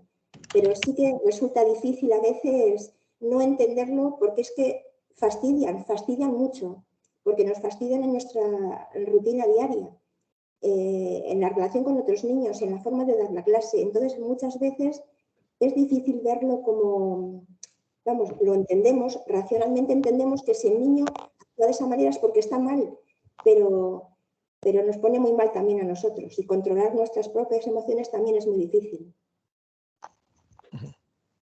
Osondo. ¿Alguien más? Bueno, yo tengo una pequeña duda y es respecto a lo del principio de la respuesta aplazada, que yo con la gente que es más mayor, pues de secundaria, lo veo muy fácil de hacer, bueno, fácil, posible de hacer, pero cuando los niños son más pequeños, estoy hablando igual de primer ciclo, que también de primaria, también tenemos problemas de conductas de este tipo. Yo no sé hasta qué punto ellos son conscientes de que estás hablando de algo que ha hecho para él hace tanto que ahora ya está en otro mundo y está pensando en otras cosas. Entonces, no sé, eso de la respuesta aplazada, si se debería hacer diferente en función de la edad de los niños o cómo se podría llevar a cabo.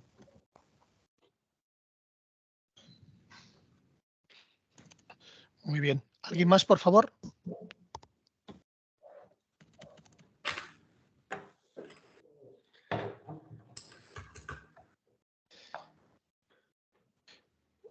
Bueno, pues, Enrique, tienes 8 minutos.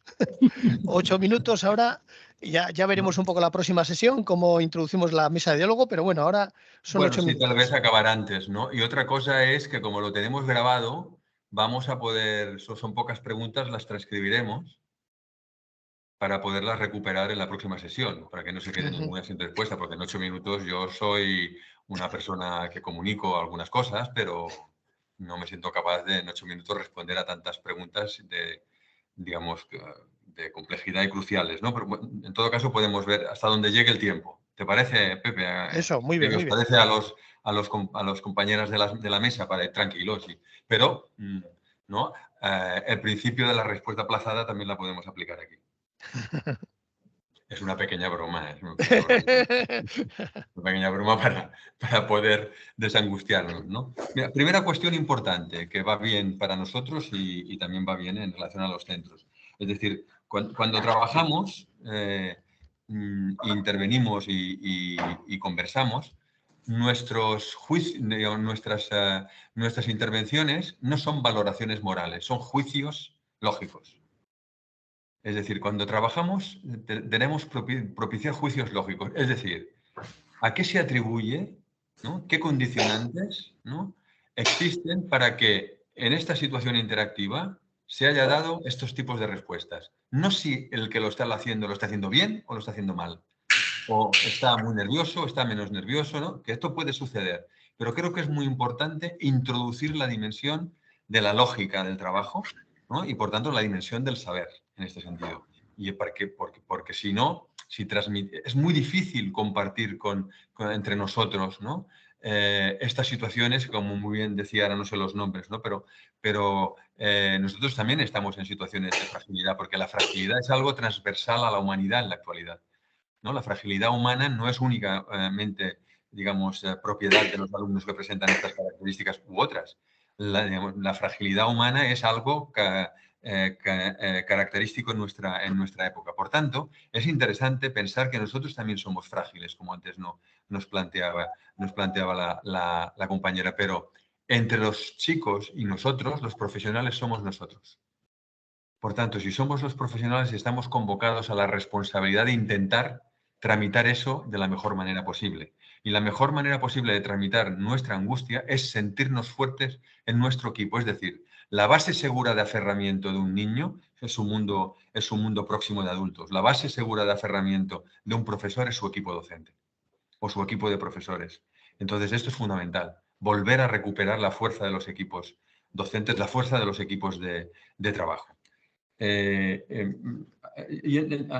Atendiendo a esta cuestión, por ejemplo, el hecho de la dificultad en trabajar con los equipos y hacer llegar la información o los acuerdos, ¿no? Vamos a diferenciar aquí información de comunicación. Información es traspasarnos datos que en algunos casos pueden ser confidenciales o no, o informaciones puntuales o informaciones, pero comunicarnos es otra cosa. Comunicarnos es aceptar, dejarnos afectar por la opinión del otro. Y esto es muy diferente. Cuando estamos coordinándonos, nos pasamos información que puede ser muy relevante, pero no estamos en la actitud de escucha y de colaboración para dejarnos a veces afectar, ¿no?, por lo que nos está comunicando el otro. Comunicación es entrar en comunión, en comunidad con el otro.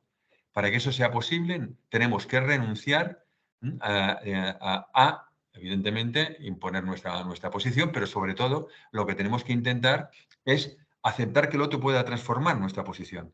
Y entonces eso es muy importante, es muy relevante desde mi punto de vista no confundir, digamos, el objetivo y el contenido de las reuniones. Si las reuniones se organizan alrededor de un principio metodológico que es la conversación colaborativa, de la que explicaremos el próximo día algunas cosas, ¿no?, es muy diferente, ¿no?, a hablar para informarse, ¿no?, y llegar a ciertos acuerdos de coordinación o de protocolo. Un protocolo nunca puede sustituir la conversación. Los protocolos y los registros deben existir, naturalmente que sí, pero deben ser tributarios de la conversación, no sustituir la conversación. Si no hay conversación, no habrá comunicación. Y los protocolos a veces lo que transmiten son formas de pensar e informaciones, ¿no?, y perspectivas diferentes de diferentes profesionales. Se necesita conversar y para que haya conversar es estar en común para construir lo común. Por tanto, a mí me parece importante este punto de diferencia. Ya entraremos más profundamente. Otra cosa es que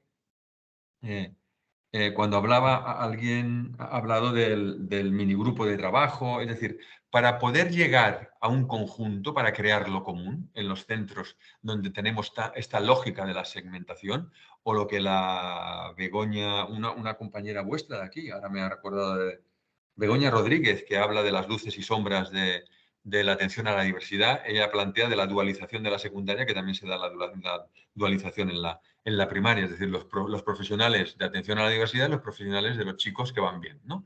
Es decir, esto segmentan, ¿no?, en este sentido. Creo que lo que es muy importante es ponernos de acuerdo, por ejemplo, si tomamos un alumno, un caso, como un proyecto de acompañamiento, que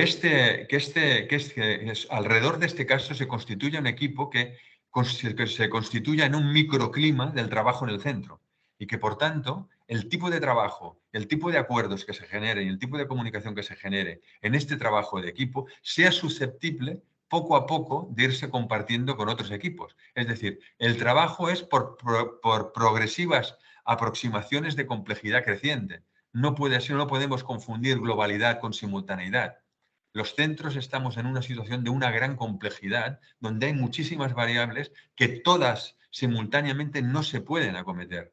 Tenemos que establecer algún criterio de prioridad que nos ayude a pensar el tiempo de otra manera. Sin prioridades no hay gestión del tiempo. Entonces, hay en algunos centros que se establecen ciertas prioridades en relación a estos alumnos que me parece interesante, en todo caso, compartir por dónde van, de qué manera se realizan, ¿no? Pero creo que es importante establecer proyectos de acompañamiento o, lo que también podremos trabajar más adelante, ¿no?, las situaciones diana que permiten, ¿no? Es decir, nosotros una pequeña red de trabajo con un alumno la podemos hacer con tres alumnos como mucho en un centro, y cuando el centro llevamos mucho tiempo trabajando con este tipo de metodología, a lo mejor hay reuniones donde hay redes en las que nosotros no participamos, pero que sí que trabajan con alternanzas, con transiciones, etcétera, y entonces, ¿no?, trabajamos colectivamente los diferentes casos. Es decir, hay reuniones para trabajar 5 casos. Cómo van los 5 casos según las estrategias que se van desarrollando en cada uno de los equipos que trabajan, ¿no?, con este chico. Pero es una situación limitada, es decir, no es imposible llegar a todos y cada uno de los alumnos con trabajos de pequeña red. Los trabajos de pequeña red sirven para poder generar transferencia, para trabajar otros casos, pero sobre todo para introducir algún tipo de variación en cómo se gestiona y se organiza el grupo clase. Porque a veces determinadas maneras de pensar y organizar el grupo clase son pertinentes para el conjunto y especialmente para nuestros alumnos. Y por tanto creo que es muy, muy interesante ver, por ejemplo, nuestra estrategia de introducir el espacio personal donde el alumno sale, ¿no?, a trabajar a una situación educativa que ya, digamos, de estar juntos para aprender a hacer cosas juntos, pero que el liderazgo lo tiene el chico y por lo tanto, ¿no?, el líder de la actividad no es un lugar para hacer tutoría, es un lugar de acción tutorial, pero en donde se realiza una acción educativa donde el chico promueve, ¿no?, la actividad a partir de sus intereses. Bien, esto más las alternancias, es decir, que un chico, ¿no?, en una clase de lengua pueda estar haciendo otra actividad que no sea esa, genera un tipo de preguntas en el grupo que nos permite trabajar en el grupo. El grupo dice, ¿por qué este y yo no? El grupo dice, ¿por qué este sale y yo no? ¿Por qué este tiene este espacio y yo no lo tengo? Entonces esto genera un trabajo en relación al grupo que nos permite, ¿no?, conjuntamente con el profesorado y con el equipo docente, generar algún tipo de cambio en relación al trabajo que se desarrolla en esa aula, con ese alumno. Enrique, ¿me permites que te interrumpa? Sí, tanto. Son ya 1:30 pasadas y digo, por respetar, digamos, a toda la gente que tendrá ya su plan, como muy bien has comentado, está grabado, sabemos las preguntas o las reflexiones que han compartido y entonces podemos también retomarlos la próxima sesión. Sí, claro que sí, siendo por respetuoso, supuesto. Enrique, no quería cortarte. Y conmigo mismo, con mi propio tiempo, sí que está muy bien. Eso es. Bueno, pues entonces el jueves que viene nos vemos. Enrique seguirá con su programa de trabajo. Compartiremos cuando Enrique afine algunas cosas que me había comentado del PPT. Compartiremos tanto la grabación como el PPT y hasta el jueves que viene. Yo el miércoles que viene os mando la conexión y bueno, muchísimas gracias. La entrada ha sido un poco dificultosa, pero luego hemos mantenido un silencio maravilloso para poder, digamos, escuchar a Enrique. Habéis compartido como mesa de diálogo vuestras experiencias, ha sido cortito. Vamos a ver cómo valoramos la próxima sesión, pero también muchísimas gracias. La próxima. Eso, con muchas gracias a vosotros también. Y entonces, hasta el jueves que viene. Muy bien, muchas gracias por escucharme y participar. Hasta la próxima. Mila esker. Gracias, hasta la próxima. Agur. Adiós.